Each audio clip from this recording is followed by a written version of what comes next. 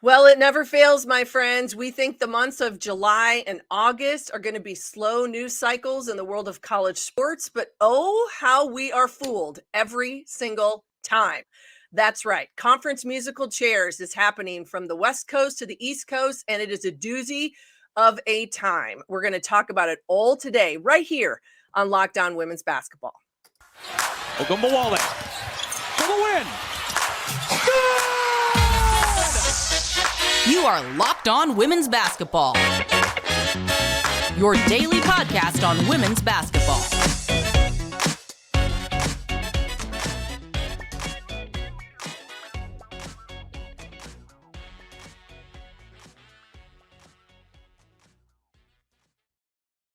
Happy Monday, everyone. It is August 7th, 2023, and I hope you have found a way to beat the heat wherever you might be. College kids are packing up to head back to campus, and the little ones are buying school supplies. That is right. The school year is upon us. Hi, everyone. I am Missy Heidrick, National Women's Basketball Correspondent at The Next. Thank you for making Locked On Women's Basketball your first listen every day.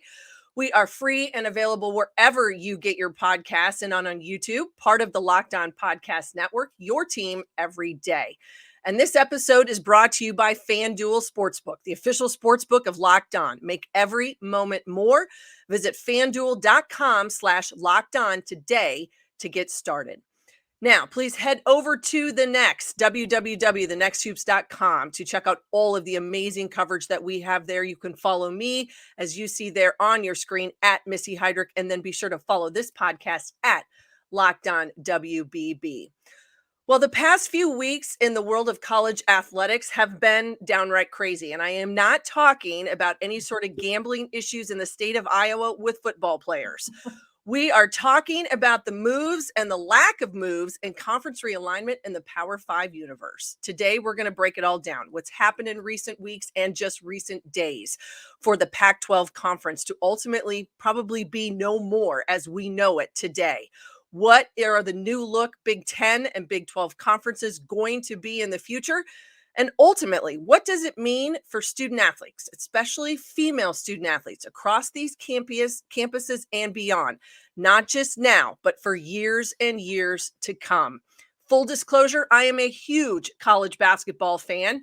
And so that is one thing I will say from the get-go. But here to help me break it all down today is longtime women's sports journalist Michelle Smith. She has worked in and covered the Pac-12 conference for decades on the West Coast, and she's got her ear to the ground on the 101 up and down the coast. Michelle, welcome. Good morning, my friend. I want everyone to know it is currently just about 10:20 a.m. Central Time, 8:20 Pacific Time on Monday the 7th. Something could very well happen in the next 4 to 5 minutes. We won't know about it. So for everyone that's out there listening and watching, I want to give you the time frame of where we are today. But it seems as though over the course of the last couple weeks, what we always know to be true, that college athletics is the front porch of a university. It's what people know. It's what people see.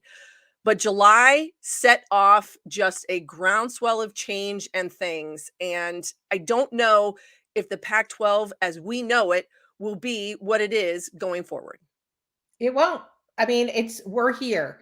So, Friday morning was this roller coaster. So we spent last week, will they or won't they? Who's leaving? Who's staying? This university's got a board of regents, set a hastily called board of regents meeting. Now this one does. What decisions are being made? Like, it literally was changing by the hour. Friday morning when I woke up, it was a 7 a.m. meeting with the Pac-12 commissioner and the 9 remaining schools. And then by an hour later, it was over. And Oregon and Washington had said we're leaving for the Big 10. And that led to the dominoes of Arizona State, and Utah joining Colorado in the Big 12. And there are 4 teams right now currently standing in the Pac-12 for this 2024 season. And we can talk about the awkward fest that will be the 23-24 season and how that's going to go. But it happened. It was telegraphed for a while. And when it happened incredibly quickly. And so it's a little bit of a whiplash moment, I think. And, I think it's hard to know all of the ripple effects yet. I think we know the impacts. I don't think we know the ripple effects. I think we know what it means for schools to leave the conference. Think we know what it means for the conference, there to be 4 teams left looking for, conference affiliation and trying to figure out the best way. What we don't understand, I don't think, are the ripple effects yet. I don't think we understand how this impacts recruiting. I don't think we understand how it impacts the student athlete experience. We haven't witnessed yet those cross-country trips for West Coast and East Coast teams to play conference games in all sorts of sports, but where this is a women's basketball podcast and we can talk about, how much fun it's going to be for everybody to be getting across the country in the winter. Right. And the loss of academic time and the strain on bodies and all of that. Like, there are ripples that we don't see yet, but we know the impacts, I think. Well, I want to take everybody back because 2 years ago, we sat in the month of July. It was the Olympics. Nobody was paying much attention to college athletics, and bam, the SEC took Oklahoma and Texas. A year ago, we sat here in July and we talked about USC and UCLA leaving the Pac-12, headed to the Big Ten. That was a ripple effect. I think the first one where people started to say, wait a minute, now you're talking from coast to coast. This changes things. In July, we had football media days for the Pac-12. They were in Las Vegas. The commissioner stands up, kind of makes it seem as though everybody's all on the same page. And just a couple days later, after being in the Pac-12 for 13 years, Colorado's going back to their old home in the Big 12. Then that unstable ground, I think, is where it all came into play, and everybody trying to figure out, well, what looks different. And we've got to go, I think, to the cusp of what some of this truly is, which is about media right revenue. And it's about what linear television means and that it still means something, especially in this world, excuse me, of college football. And we'll talk more about this ripple and the trickle down effect for everyone else. But I think the biggest question that I would give to you is for someone being on the West Coast, when the conversation came for the Pac-12 was saying, hey, we've got a deal in place. We're going to be looking and we're going to Apple TV. We're going to talk about streaming and we're going to talk about people buying a membership or a fee to be able to watch Pac-12 sports. Was that when this just all went to hell in a handbasket simply because there wasn't that type of maybe strategic thought into what this has to be when we think about exposure, brand identity, media rights, and revenue? Yeah, yes. So from my understanding is that the Apple proposal that the Pac-12 commissioner gave to the schools did not have a linear partner, did not have a partner games on ESPN or Fox or any of the big networks. And it had a payout. So in the end, I think it was $25 million a school, and it was going to have a subscription model attached to it and escalating revenues based on subscriptions. Understanding that the Pac-12 schools are schools that have gone through the experience of the Pac-12 network. Right. Pac-12 network was a plan. They did have linear partners, but that was an owned and operated by the Pac-12 venture that Larry Scott brought to the schools. And it was supposed to be the next great step. But what happens is, the SEC network gets, I believe it's ESPN, right? And yes. Big Ten gets Fox as a partner, and the Pac-12 is still running its own network, absorbing its expenses, absorbing its losses, unable for a long time to get on DirecTV. There were big things that happened that I think made the Pac-12 presidents wary of a non-linear deal that was tied to subscription. Right. I think it just made them uneasy that they would get to the numbers that other people were getting through their media deals, numbers that they wanted to reach. And all of a sudden people got squirrely, frankly, because there wasn't complete security in the Apple TV deal. You'll hear from, I think it was, I want to say Arizona State, who, by the way, they're gone because Arizona left and they went with them reluctantly. But it was, Arizona State's president who said, I was excited about Apple TV. I thought that there was some cool stuff that we could do with Apple.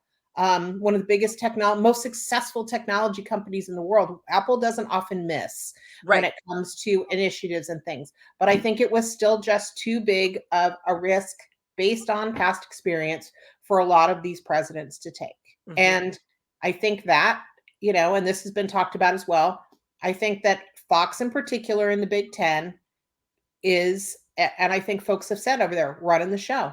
And they wanted Oregon and Washington, and they, urged the Big Ten to chase that after the Big Ten said, we're not going to be responsible for breaking up the Pac-12.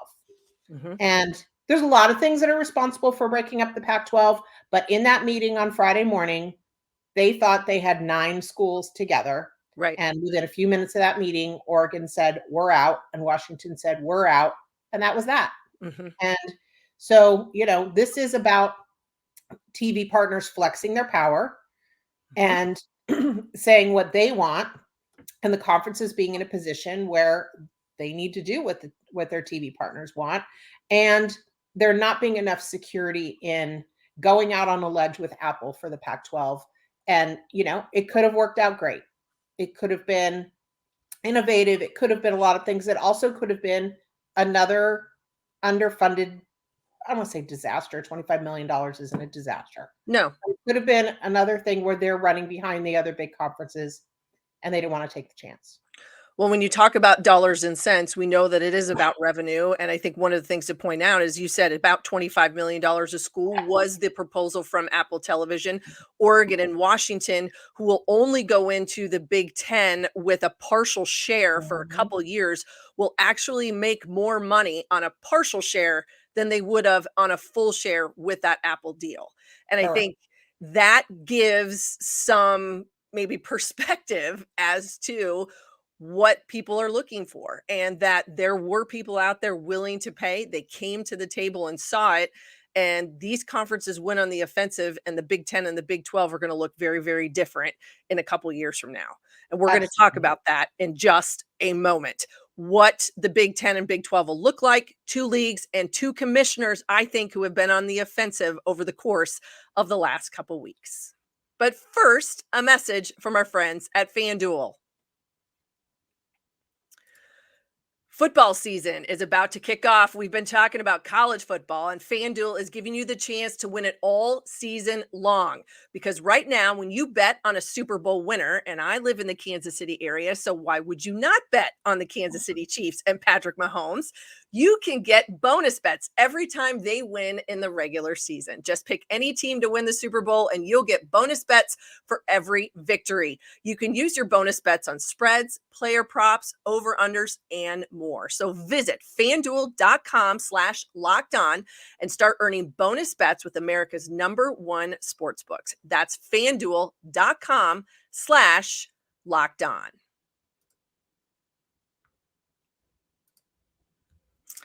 Hi, everybody. I am Missy Heidrick, and thank you for making Locked On Women's Basketball your first listen every day. For our everydayers out there, tomorrow on the show, more women's basketball and fantastic WNBA coverage with our fearless leader, Howard Megdal.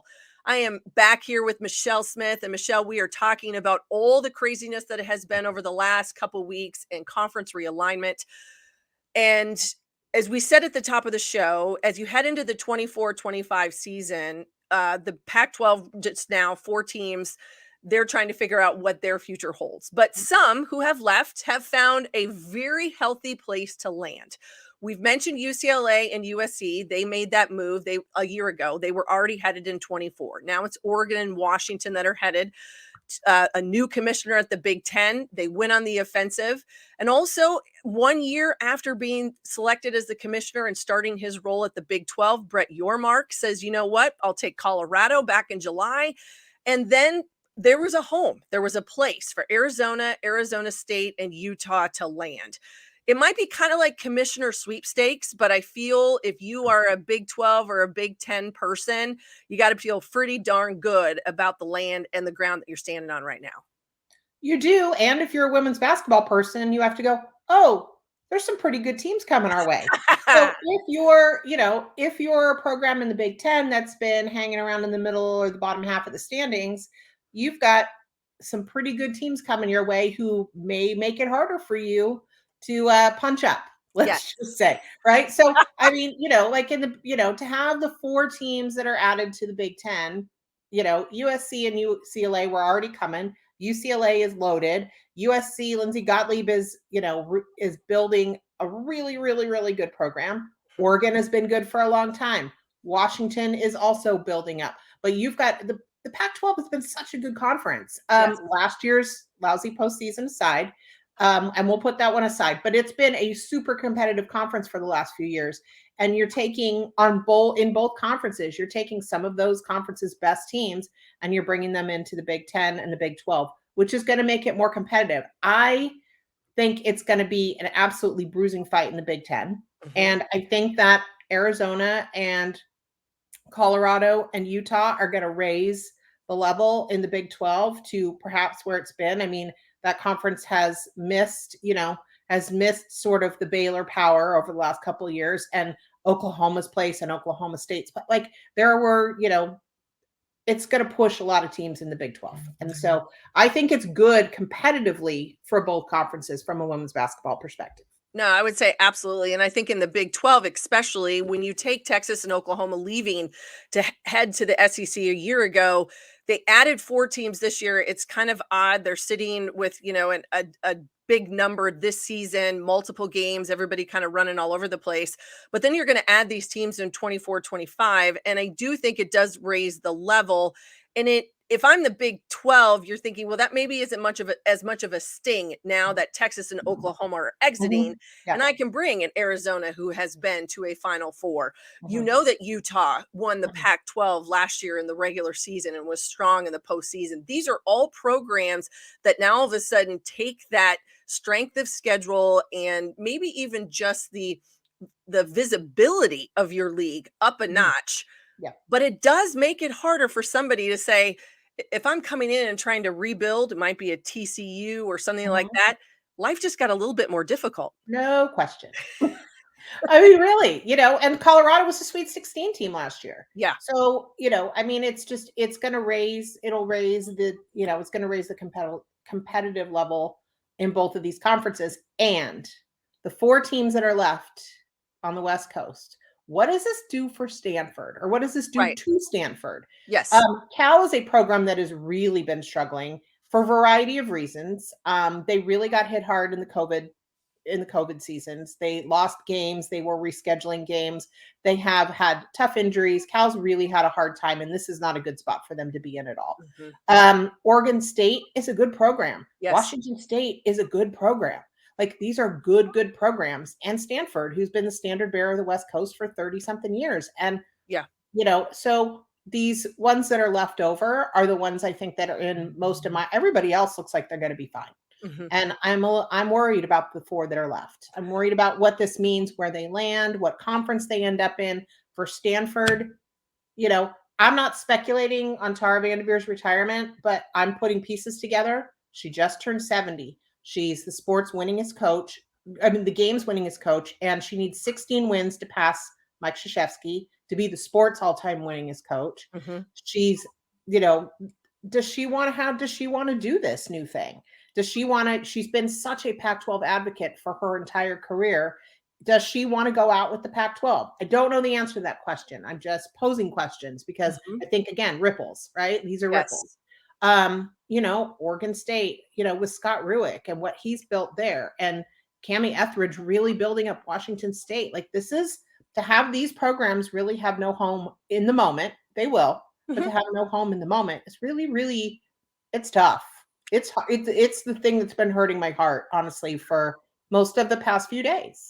Well, and I think that's been the hardest part about conference realignment whenever it has happened. When it happened 10, 12 years ago and, beyond, and when it's happened over the course of the last 3 years, we've seen the domino effect. It isn't just with the Power Fives. There's always been that trickle. Once the Power Fives make their move, then we see it with in your mid-majors, in the WAC, in the Ohio Valley, in the SoCon. It doesn't pick one. Everybody's seen it change. Everybody's moving. That's how this world has worked. But there is the trickle-down effect of what is it going to mean for some of the longtime stalwarts within women's basketball. And I guess my question to you, and when we think about those 4 teams, there's been a lot of chatter, a lot of conversation about San Diego State, and possibly could these 4 teams be looking at making a mesh with the Mountain West? but there's a lot at stake financially for Mountain West teams to leave. So do those 4 become enveloped? What is going to be the best place for a Stanford, a Cal, an Oregon State, and a Washington State? I mean, I think we're looking in terms of the Mountain West conversation. I think we're looking more along the lines of merger rather than pulling teams from the Mountain West, because they have, I believe it's a $34 million exit Yes. fee. And Yes. nobody's got spare pennies right now. No, Nobody's no. got extra money. So, Pac-12 is trying to figure out what it has, Pac-12 as it exists is trying to figure out what it's got financially, and no media deal and 4 teams, right? So we're not spending $34 million a team to go get a number of teams to make an 8-team conference or something along that line. So I see probably a merger. I keep hearing rumblings, and I don't know where they go, about Stanford trying to get into the Big Ten, and whether the Big Ten would take Stanford. And understanding that Stanford in particular, its athletic program is built on, the foundations of that program are on Olympic sports. Yes. Stanford football has had its moments. Mm-hmm. As somebody who used to be a Stanford football beat writer, I was there for the first couple of years of Harbaugh and some very lean years before that. Stanford football isn't the crowning jewel in the Stanford athletic program. No. It is it's this breadth of program, the number of athletes, the number of women who come out of the Pac-12 who have been incredibly successful. And so, so it puts Stanford in a bit of a different position. They are nationally an athletic powerhouse, but not a football powerhouse. And apparently this is a football conversation that we're having. You are absolutely right. Right. So, how does that, people have talked about Stanford going independent. I don't see that happening. Stanford's not Notre Dame from a football perspective. Right. There is not a market for Stanford football as an independent. No. And I don't even know how that would work. So, we're talking a lot about Stanford because they're the ones they're, to me, in a very unique position in the national sporting landscape. And it's going to be interesting to see how this all shakes. No, you're absolutely right. And I give everybody a little bit of a tidbit. In 1978 is when Arizona and Arizona State joined the Pac-12. They left the WAC in 78 and now make their move to the Big 12. If that gives you a perspective of the length and the breadth of what the Pac-12 has been, I believe 108-year-old conference, that is changing, and it's going to look very, very different.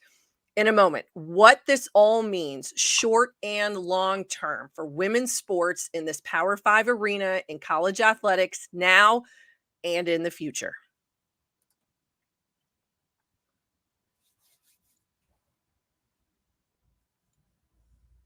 Hi, everybody. I am Missy Heidrick. Welcome back to Locked On Women's Basketball. Thank you for joining us today. It is Monday, August 7th, 2023. We know that the landscape in college athletics could absolutely be changing right now because I haven't checked my Twitter feed, but Michelle Smith and I are here to talk and break it all down. Now, we've walked through how we got here, what the Pac-12 has done, what the Big 10, what the Big 12 are going to look like 24-25. But as you said earlier, and we know, we sit here and live and breathe the world of women's basketball, but also the world of, I think, non-revenue women's sports. And we have to put some of this into perspective of what this is going to look like. I want to give a shout out to people if you haven't seen it. I know Michelle, she reposted it on her account as well. The head coach at the University of Missouri, Eli Drinkwitz, not necessarily a fan favorite of people here in my neck of the woods, I can tell you that, but I will give credit to Coach Drinkwitz and what he said when he got up with his post-practice press conference over the weekend. As an SEC Power 5 head football coach, gave about a 2 to 3 minute statement talking about, when asked about what realignment and what this all looks like. And I thought one of the things he said at the very beginning was absolutely spot on. He said, quote, "Football will be fine," end quote. But it was everybody else. And he started talking about things like softball players and baseball players and track and field, and the fact that they don't play just once a weekend, one time on Saturday, that they play multiple games and double headers, and that travel looks very different. And so I think we have to drill down a little bit about what this student athlete fallout really is. You've said it multiple times. It's a ripple effect. But when you start to break it all down, Michelle, we have to start thinking about that student athlete experience. And then one of the things everybody wants to talk about nowadays, that student athlete welfare, which is incredibly, incredibly important. Yeah. I mean, I worry. I worry. I the worry wart mom, Jean. Yeah. But I worry about, what, tired, overstressed athletes, what it means for them academically. The vast majority of these athletes are not, as the commercial says, not going on to play professional sports. They Yes. are there to, they're there for the athletic experience to get their degree. Mhm. How much harder does this make that? Do you make different choices in your major because you think that, I might be able to get by easier with this one than, say, this, one major than the other major? Are we going to look at injuries that are based on fatigue Mhm. because people are tired? Fatigued athletes are more easily injured. We've talked about, somebody brought it up and I hadn't even thought about it, but talked about diet and how you feed these athletes, and is eating lousy airport food because you're constantly in the airport for the entirety of your season. How does that impact, good nutrition? All of those things that come with de-regionalizing these conferences Mhm. and putting the onus of cross-country travel on teams that do play more than once a week and more than 12 weeks a year, right? I mean, the women's basketball season starts effectively in October. Games don't start yet, but runs till April. It is a 6-month season. Yeah. You're asking these athletes for half a year to stretch themselves physically in ways we've never asked them to do that before. I don't know how this works, smarter people than me, and I've seen it a lot. Like, if we're going to land at mega conferences for football anyway, spin them off and Mhm. let's have football mega conferences, the mini NFL, however you're going to do it. And let's let the rest of the schools settle into a conference structure that makes sense. Mhm. I mean, if this is where we're going to land, I haven't seen the pro con arguments for that, except that it sounds good to Yeah. me. Yeah. Right? Like, I haven't done the deep dive, but spin off football, make it its own thing. But pulling the rest of an athletic department along with these football-based decisions when nothing looks like football in the entire athletic department, they're, from, a resources standpoint, it's apples and everybody else is the orange, and you're dragging everybody else along. Like, I'm not okay with it. It feels wrong, and it feels like female athletes are going to get the short end of this, and male athletes too, baseball players, Yes. things like that. But let's just talk Yep. about, but women's sports is making such progress and such growth. It's Yes. also this little part of me that's wondering, if we hadn't undervalued the women's basketball tournament for such a long time, if we had broken them off a while ago, how much more money would be in the pot for schools to be more confident about some of the financial decisions that they can make? If we had been valuing the NCAA women's basketball tournament where it was supposed to be all along, I'm not saying it would have put a stop to this, but how much more money would be in the kitty for people to make decisions that weren't solely based on what's happening with one sport? Just asking the question. I think it's incredibly valid. And I think cost is one of those things that comes to the top of the list, because we have to start talking about travel. And then you have to start factoring in things, especially in women's basketball, but in any non-revenue sport, we have to think about recruiting. We have to think about your non-conference versus your conference scheduling now. Are you going to travel all over the place when you know you've got to get on an airplane in Oregon and you've got to go to Rutgers to play in the middle of the week? Probably not. Now, all of a sudden, we're not going on big trips. We're staying home. Does that change my recruiting philosophy? How is the portal going to be implicated in all of this? I think one of the things that I thought was very valid, and a lot of female student athletes and probably some male student athletes, but I saw more in softball, soccer, etc., going out on social media platforms and saying, hey, the reason I came to this school was so that I was close to home, so that my mom and dad could see me play, so that they could get to where I'm going to be. If you're at Arizona State and you're a softball player, now I've got one series a year that is in the state of Arizona. That's when I play the University of Arizona. Same for women's basketball. They're going to play a home and home, and that's it. So Right. now all of a sudden, your recruiting philosophy changed. If I'm a coach sitting there thinking, well, geez, now I got to not only re-recruit all the kids on my roster, I got to figure out how to put one together that's going to fit in this newfangled world that I'm in. It's not easy, and it's not going to get any easier, I don't think. I want these women to keep speaking up. I mean, and the other thing that I saw, which I thought was really interesting, is that I picked a Pac-12 school because I wanted to play in warm weather. I don't want to play softball in the Midwest in February, right? Like, I mean, like people make decisions based on on a variety of circumstances. Kids make collegiate decisions based on a variety of circumstances. And then when those circumstances change and they had no say and no control, and it's changed for them, right? Like, you've decided this, and it can be the same with a coaching change and things, but I think these location changes are, they're more fundamental.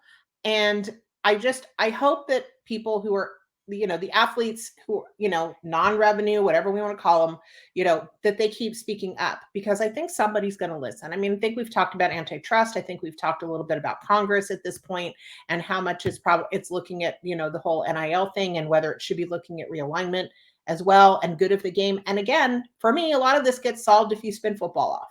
I just don't know how you do it. I don't understand the mechanics of it. I just think, it solves a lot of problems. Well, maybe that commissioner sweepstakes and those people that are sitting at that top of the heap can have that conversation and figure that out. I ask you one more question, because I thought this was an interesting statement that I heard on the radio the other day, listening to Sirius XM College Sports Radio. It was another journalist. As these things were starting to matriculate on Thursday, Friday, we weren't sure where we were. And he said, in business, which college athletics absolutely is, in business, things that are not profitable tend to go away. And it gave me a minute to pause, because I kept thinking, well, yeah, if we start thinking about college athletic programs, there are a lot of things associated with them that are not profitable. We have seen changes at the federal level, Supreme Court. People want to talk about affirmative action. We want to talk about equal pay, all of those things. But when it is not profitable, things tend to change. Things tend to go away. Is that where we're headed down this line? Is someone going to come forward in 5 or 6 years and say all of a sudden, well, this championship level swimming and dive program at these institutions is no longer, just simply because it's not profitable? God, I hope not. I don't know. I think about the implications of that, and I think about, feeder programs for our on our Olympic teams, and how much, ripples, right? Ripples, how much, women's soccer programs. And, you think about what just happened in the World Cup with the U.S. national team, and you think about how many of these programs are feeder programs for national teams, and swimming and diving, and how much, NCAA swimming and diving ends up being a training ground and a feeder program for the U.S. Olympic team. And, many track and field, many of these sports are feeder programs for our national team programs. So in that way, I think I worry a little bit less about that. But I would say this: I would worry about lacrosse. I would worry about, field hockey. I would worry about, wrestling. I think even, and we've always worried about wrestling based on Title IX, but where's Title IX in all of this too, by the way? Title IX, schools, football has always been the wrench in Title IX conversation. This doesn't make it less so. No. No, it does not. Doesn't make it less so, no. So, I don't know. Again, I think there's just ripples we don't see yet, things that we're going to see and go, oh, I didn't think about that unintended consequence. I think we're going to see a lot of those coming. This is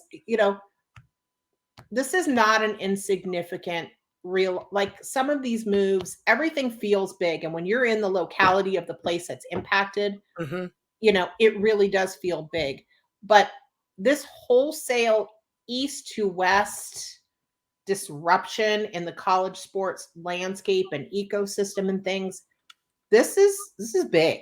And it's, the face of college sports changed on Friday. And it's not just the loss of a legacy conference. It's what it means for everybody. And I agree with Coach who said football will be fine. You're absolutely everybody else that's going to have to figure it out.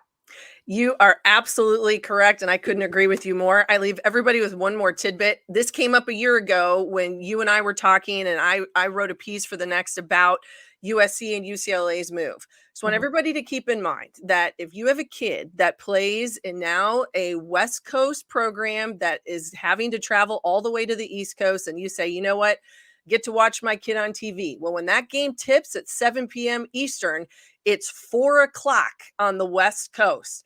Most people are still at work. And if you're in the West Coast, you may have a heck of a commute. So it isn't necessarily as easy just because you think you're going to be able to watch your kid on TV to be able to do it.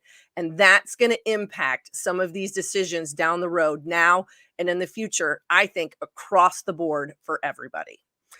Michelle Smith, I couldn't have picked a better person to have this conversation with today. And I am so happy that you were available on a Monday morning.